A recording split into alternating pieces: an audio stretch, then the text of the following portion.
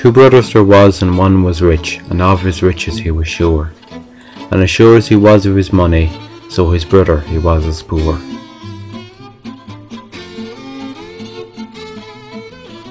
And the rich one said to his brother, To our father let us go, and bread the rich one took to eat, and the poor one bread, alas no. And on asking for some from his brother, the rich brother asked for an eye, which the poorer one poked out being hungry, lest from the hunger he would die.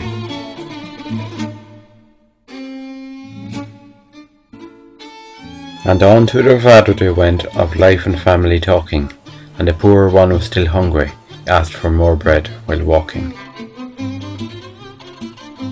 Give me an eye, it's the only one you have left, and I in exchange will give you some bread. I am a man of my honour, let you be of yours. So the poor brother poked out his eye as his siblings said.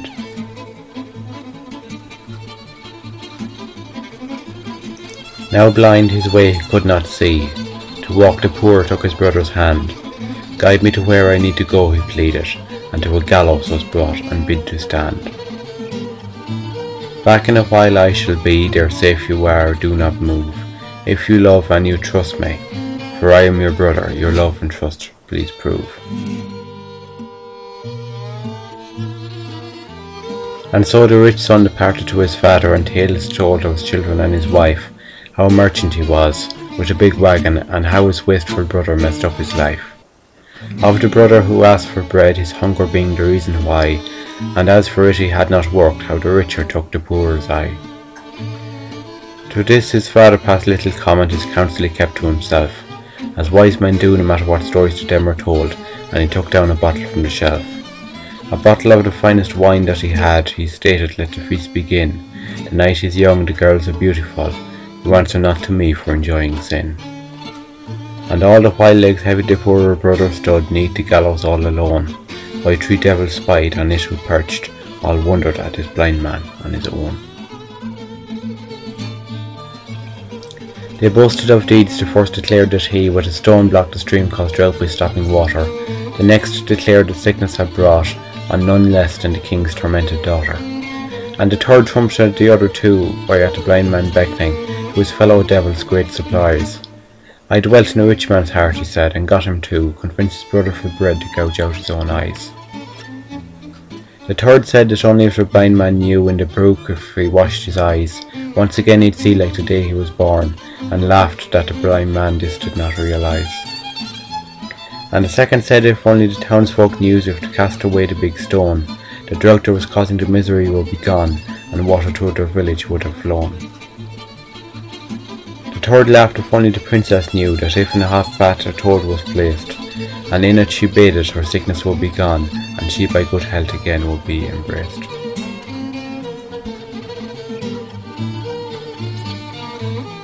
And all at once a cockerel crowed, and the devils each started to yawn. The night was dying, so they departed to sleep before the breaking light with the dawn. So the blind man to the brook dragged himself, and bathed his eyes as the devils declared, and lo and behold he once more could see, and with joy at his reflection he stared. Down to the village he went for to speak, asked what would they give for their waters to flow free. What you want we will give, they said unto him, take crowbars, bid the man, and follow me.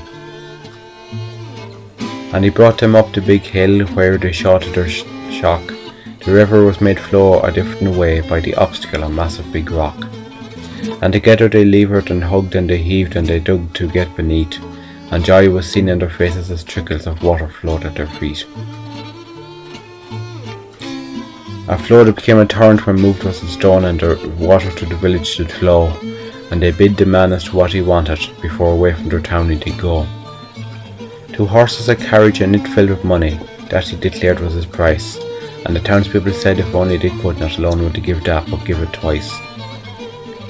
So he went to the emperor, who nursed his daughter with anger. The emperor bid the man about his business to be quick, so he asked the emperor what would he give if he could stop the princess being sick. What you want we will give to him, said the emperor. She lies in torment in her bed in there, but death awaits you if you're not as good as your word to make my daughter again strong and fair.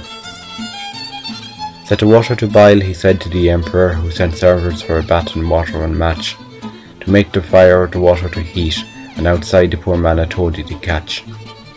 And into the water went a toad, by the hand he took the princess, who was afraid, but was told not to be afraid, but instead to relax, and in the water to bathe. And so she did so, and became strong of limb, and the colour to her face had returned, and held her in a strong grip as when she was young, and her father's heart with happiness it burned.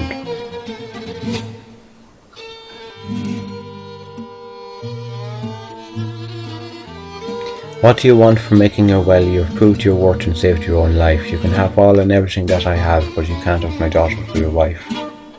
I don't want your daughter, said the man, though indeed she is beautiful. I have a wife of my own who waits at home for me. Give me 2 horses and a carriage of gold, and a driver, if you will agree. But of course, the emperor said, and so the poor man made his way to the home of his father to see, and reached there at dawn the next day. And the driver he sent to his brother in the house, as his father looked on in awe, to ask for a bushel for the poor brother. The rich brother was sceptical when he saw the poor one with the carriages and the driver, and he asked, what was it for a bushel needed?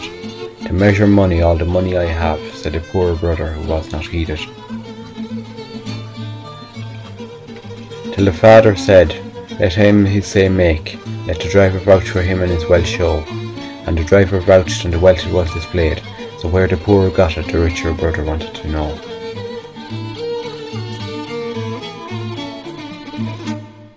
From there where you left me I got it, the horses, the carriages, and all of the gold. Bring me to that place so great I am sorry, the poor by the richer brother was told.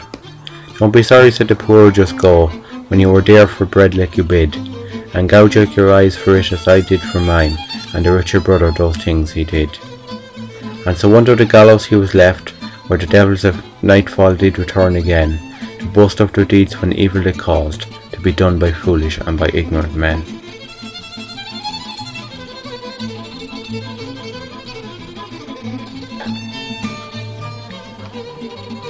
The first one bid as to where the others were, the second he made for to speak, to be silenced by the third, who told the tale of the blind one, whose strong made the princess that was sick and weak, who was neath the gallows the night before, and of death and the pain was not afraid, who got back his eyes by bidding in the river, and who the waters flow again free made.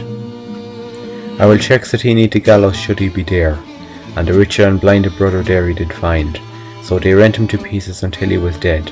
The moral of the story let us bring to mind.